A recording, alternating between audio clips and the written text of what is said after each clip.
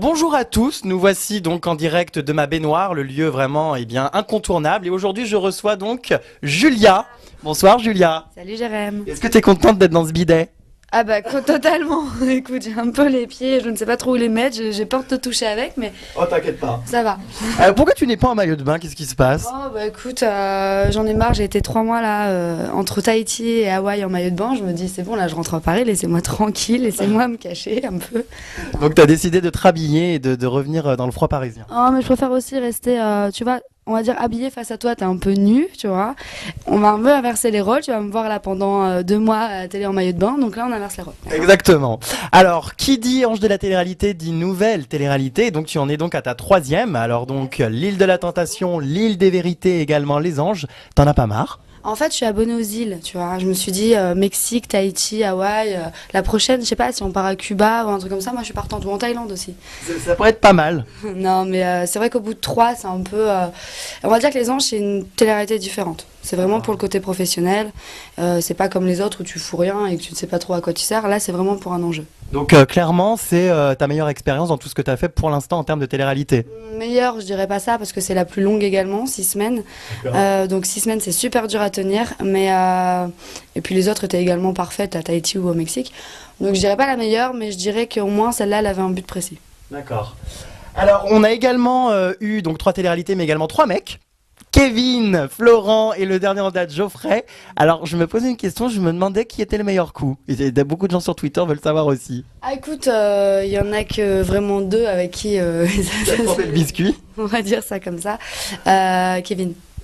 Kevin. Je dirais Kevin. Je me suis toujours demandé si... Tu sais que moi je fantasme sur Kevin, en plus il m'a embrassé.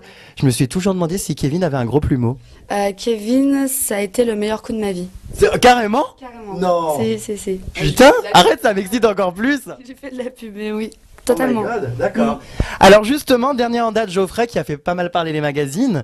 J'arrive plus à savoir si c'est vrai ou faux. J'ai entendu que tu avais démenti, d'autres me disent que non. Enfin, je sais plus. J'ai pas démenti, il s'est passé plein de choses dans cette aventure. Au début de l'aventure, on me voit avec Sofiane.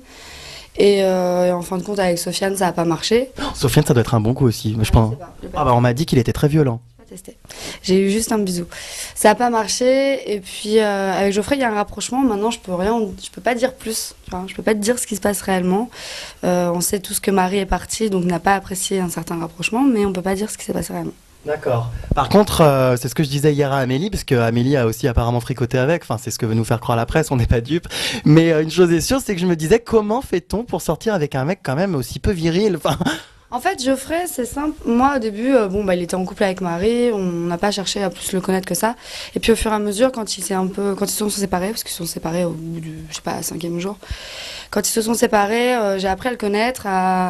Et je me suis rendu compte que c'était un mec totalement comme moi. Simple, qui se prend pas la tête, qui est pas là pour le buzz. Et c'est le mec avec qui j'ai le plus déliré dans l'aventure. Lui et Anthony. Ça a été les deux avec qui j'ai passé des meilleurs moments. Et c'est ça qui nous a rapprochés. C'est une complicité qui nous a rapprochés. D'accord. Et justement, Amélie me disait aussi hier que Geoffrey était quelqu'un finalement de très simple, qu'elle avait appris à le connaître, qui est justement à l'opposé de Marie. Beaucoup de gens parlent de ce double visage de Marie, qu'elle a été infecte sur le plateau des anges. Est-ce que tu as vécu tout ça aussi? Moi, Marie, j'ai été super déçue parce que je pense que j'étais la seule fille dans l'aventure qui la soutenait pendant au moins 3 semaines à peu près. Et puis j'ai découvert au fur et à mesure son vrai visage. Et alors que tout le monde était à dos contre elle, j'essayais un peu d'être avec elle. Et au final, je me suis rendu compte que je m'étais bien fait berner moi aussi. Et qu'elle parlait pas mal derrière mon dos et que voilà, elle avait vraiment un faux visage à ce moment-là. D'accord. Et donc apparemment, les anges, ça va tourner pas mal autour de Geoffrey Marie? Je pense que ça va tourner pas mal autour d'eux. Maintenant, il y a aussi pas mal d'histoires à côté, donc il y aura pas que eux dedans. D'accord. Mais c'est vrai qu'ils prennent beaucoup d'importance. D'accord. Et alors dès le départ, c'était tendu entre eux ou ça c'est vraiment la rupture est intervenue vraiment pendant le jeu ou au départ c'était déjà foutu? De ce que je sais, c'est qu'ils étaient déjà séparés avant de venir. Ils s'étaient séparés quelques mois avant. Ils avaient repris quelques semaines juste avant le départ pour Hawaï. Et donc, voilà, ils étaient déjà séparés. Marie a voulu le prendre avec lui à Hawaï pour arranger les choses, pour qu'ils se rapprochent. Sauf qu'il y avait déjà quelque chose de cassé. Et ça s'est encore plus cassé dans les anges. Bah, surtout avec toi, du coup, ça devait être ta pire ennemie, elle devait te détester. Franchement, moi je pensais qu'elle m'adorait puisqu'elle me le faisait croire, tu vois. Et là j'ai vu les 2 premiers épisodes, j'ai été déçue parce que dès le premier épisode, elle commence à m'en foutre un peu plein la gueule. Donc j'ai compris qu'en fait, elle avait joué vraiment un double jeu jusqu'au bout, quoi. D'accord. Du début à la fin. Je me posais une question, comment t'expliques qu'on ait fait appel à toi parce qu'on a fait appel à toi par rapport à la dernière télé-réalité qui était quand même donc l'île des vérités. L'île des vérités n'avait pas tant bien marché que ça, alors comment t'expliques Si, apparemment, ça a bien marché. Moi, ce qu'on m'a dit, c'est qu'il y avait eu pas mal de bons retours. Maintenant, les gens... Enfin, moi, de ce que m'a dit Stéphane Joffre, ça a été on va dire des bonnes audiences. D'accord. Maintenant, ils avaient prévu de prendre quelqu'un un peu dans chaque télé-réalité, et puis bon, l'île des vérités était un peu leur bébé. À NRJ12, donc du coup, il leur fallait à mon avis quelqu'un de cette émission-là, et puis c'est moi qui ai été choisi, tant mieux. Quelle expérience tu retiens d'ailleurs de l'île des vérités? Il y avait beaucoup d'implications caritatives là-dedans? Ouais, beaucoup. Enfin, le truc qui me marque le plus, c'est un moment où je nettoie les plages, on nettoie les poubelles, et d'autres qui font du jet ski en face et qui nous narguent. Ce moment-là était assez fort. Mais ce que je retiens aussi beaucoup, c'est la vérité qu'on a tous reçue. Moi, c'était mon père, et ça a été un choc, quoi. Tu t'y attendais pas du tout ou c'était magouillé par la prod, non? Je m'y attendais pas du tout. Ça faisait 10 ans que je l'avais pas vu, j'avais quelques contacts à droite à gauche, ils m'envoyaient quelques textos, mais non. Et aujourd'hui, vous êtes donc du coup retrouvé un contact ou des rapports plus proches ou... On a un peu plus de contacts qu'avant. Maintenant, je l'ai toujours pas revu depuis, parce que c'est aussi moi qui l'ai décidé ainsi. D'accord. Et le petit Florent, alors, vous sortiez ensemble ou pas? Ouais. Et pourquoi ça s'est fini? Quand on est sortis ensemble, en fait, on s'est rapprochés dans l'aventure, et même plus que ça. Et en fait, moi, j'avais des histoires à l'extérieur, lui aussi. Donc forcément, quand tu rentres en France, bah, tu as des choses à régler. Et lui, avec son ex, c'était pas totalement réglé. Donc moi, tant que les choses sont pas réglées entre ex, je préfère qu'il finisse son histoire et qu'on commence quelque chose après par la suite au cas où, mais pas tout de suite, pas dans l'immédiat. D'accord.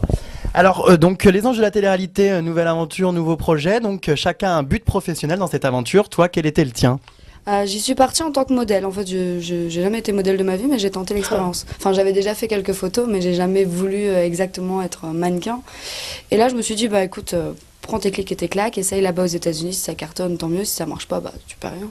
D'accord. Et donc, ça a marché ou pas? T'as eu des shootings sur les plages et sur les planches des surfeurs? J'ai eu des défilés. D'ailleurs, c'est avec Geoffrey qu'on a défilé ensemble en couple, au début de l'aventure. Puis après, ça nous a permis de partir hors d'Hawaï pour faire passer des castings et ça n'a pas trop été...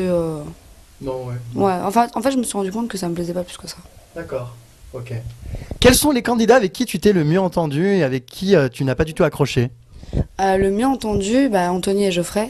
Ça a été vraiment Anthony, c'était comme mon grand frère.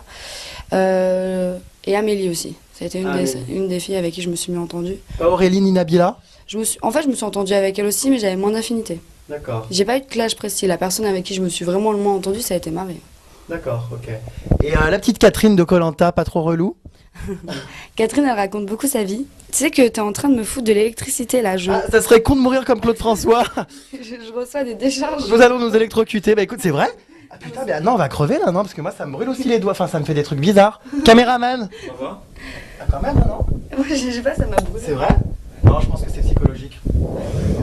Bon, continuons avant de crever, je voudrais finir cette interview avant de rendre l'âme. Donc, qu'est-ce qu'on disait? Oui, Catherine qui raconte sa vie. Catherine raconte beaucoup sa vie. À chaque fois, elle nous parlait de ses stages d'été ou de ses machins en Papouasie. Enfin, elle revenait de voyage.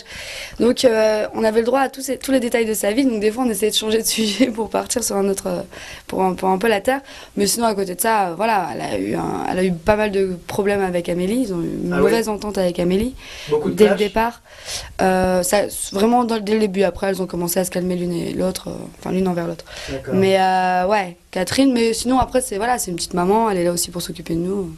Moi j'ai pas eu de problème avec Catherine. Alors, il y avait aussi un ange anonyme qui est donc le fameux Mohamed. Alors, celui-là, je le foutrais bien dans mon lit.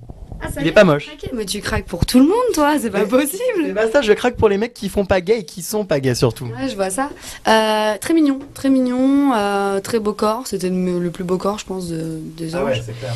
Et Je me casse la gueule. je vois ça. 2 secondes, voilà. Il glisse. Très beau, oui, c'est sûr. Ouais, très beau et très gentil en plus. Après, il a eu. Lui, il s'entendait pas avec Amélie, du tout. Je pense que D'accord. c'était eux qui s'entendaient le moins bien. Et, mais sinon, super bon danseur en plus, donc il bouge très bien son corps. Hein. Bon, après, moi. A-t-il un gros calamar? Ah, je sais pas. T'as pas vu en maillot de bain? J'ai vu ses boules. Non, tu rigoles ou? Ah, ils avaient une expression en fait là-bas, c'était il m'est arrivé une couille, et puis il sortait toujours une couille à chaque fois. La chance. Tous les mecs. Ah non, j'en rêve. C'est vrai? Même Geoffrey? Je voudrais montrer son cul. Lui. Ah bon, comme moi. Mais je sais que Mohamed et Sofiane, c'était leur expression. Oh, il m'est arrivé une couille aujourd'hui. Et là, tu les voyais, ils sortaient leur couille. Ah bah écoute, je regrette de ne pas avoir été là-bas. Je sais pas si vont montrer ça dans les oranges, mais non, à mon avis, non. Ah mince. Bah écoute, au moins, tu les auras vus, tu mouriras moins conne. Peut-être dans la partie censurée. Oui, peut-être, peut-être. Combien as-tu touché d'argent, cher ami? Alors, j'ai un contrat de confidentialité. Maintenant, je peux te dire une tranche, on va dire, entre 7 000 et 13 000. Voilà. D'accord, ouais, donc 12 000. Mais est-ce qu'il y a des différences de salaire entre les candidats? Je sais pas du tout. En fait, on n'a pas du tout le droit de parler en fait, de ce qu'on gagne entre nous. D'accord. Enfin, moi, j'ai pas posé la question. Après, je pense qu'il y en a qui se sont certainement demandé. Ok. Mais je sais pas. Et qu'est-ce que vous faisiez de vos journées alors là-bas? Qu'est-ce qu'on fait de notre journée? Bah, finalement, tu sais, encore, on a eu pas mal d'activités. Et ce que j'ai adoré, c'est j'ai faire du jet ski, du surf, du wakeboard, du saut en parachute. On est parti à Los Angeles. C'est à Hawaï, quoi. Donc, tu profites quand même de l'île. Après, tu fais beaucoup de shopping aussi. D'accord. Ok, Beaucoup ok. de sport. Bon bah écoute, c'est bien, maintenant t'es de retour en France pour te geler le cul. Oui, je confirme, il fait super froid ici. Et pour reprendre ta petite vie, donc toujours animatrice chez Starter FM. Exactement, Starter FM, donc c'est une émission qui s'appelle Desperate Story, ça passe le mercredi et le dimanche entre 20h et 23h. Donc de quoi ça parle, Desperate Story? Desperate Story, c'est cette nana qui co-anime une émission où on parle vraiment de mecs, de choses de la vie, de sexe, d'actualité. Et il y a pas mal il y a des comment aussi le sont en fait. Par exemple, le dernier, c'était comment repartir la tête haute, on va dire, quand tu vois ton mec draguer une nana devant toi et comment aussi le son bien paraître et le foutre en l'air, quoi. D'accord. Après, il y a des trucs beaucoup plus branchés sexe. Voilà. Après, il y a des auditeurs qui nous appellent. On est 7 nanas en fait et on dit tout bas, tout haut on dit tout haut ce que les autres pensent tout bas. Bah écoute, c'est cool. D'autres projets peut-être, des choses en préparation à aborder, une sextape, non? Oh non, pas du tout. Non, ça c'est pas moi. Non, pas du tout. Ça sera plus dans l'animation, soit radio ou télé. Il y a des projets qui se préparent. Donc, D'accord. Bon bah écoute, on te souhaite bonne chance. Merci d'avoir trempé. Merci de m'avoir reçu dans ta baignoire. Avec grand plaisir. Et puis merci d'avoir révélé toutes ces choses au sujet des testicules des hommes. Voilà, c'est vrai. Je pense J'en que ai dit pas mal. Ça Merde. plaira à la toile, voilà. Bon bah gros bisous et puis eh bien à la prochaine, peut-être ailleurs, dans un truc plus large. Bye.